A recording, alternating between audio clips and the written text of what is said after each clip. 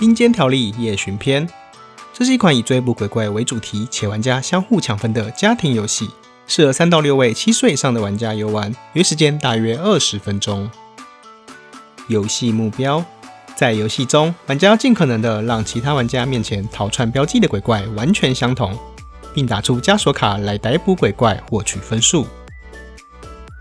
游戏设置：游戏开始前会依据玩家人数拿取对应组数的鬼怪配件，每组鬼怪配件包含逃窜标记3个、逮捕标记5个与各颜色的枷锁卡。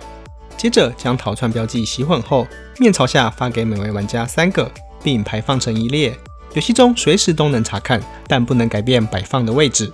3到5人游戏时，将一组无人拿取的逃窜标记面朝下放置在桌面中央，此为无因猜区。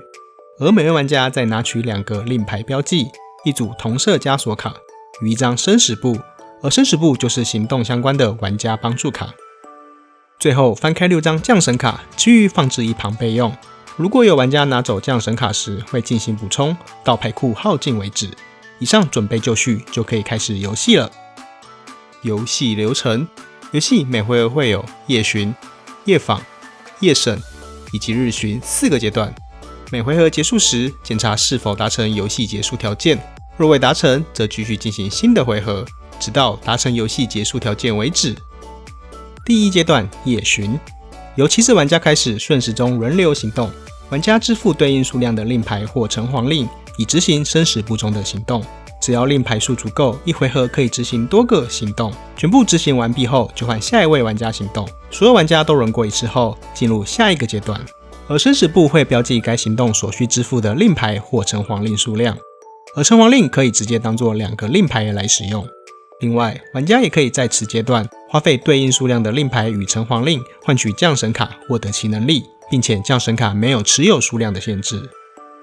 第二阶段夜访，起始玩家先选择目标玩家，将枷锁卡面朝下放置于目标玩家面前。目标玩家可以有多名玩家，也可以选择不放置任何枷锁卡。接着宣告夜访开始，大喊大胆20，还不速速就擒！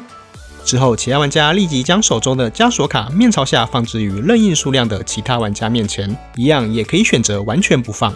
过程中不用依照玩家顺位，依据玩家放置的速度而定。枷锁卡根据玩家放置的顺序叠放在目标玩家前。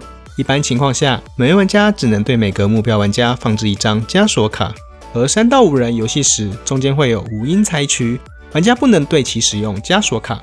当所有玩家都完成动作或放弃执行后，起始玩家宣布夜访结束。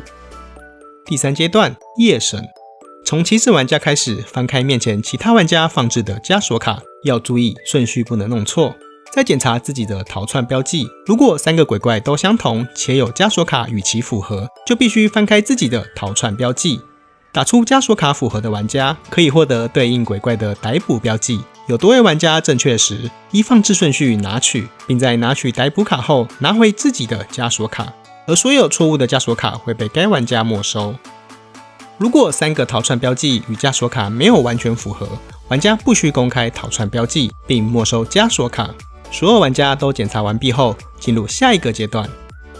第4阶段日巡，每位玩家补充2个令牌，而玩家令牌与城隍令的总和不能超过3个。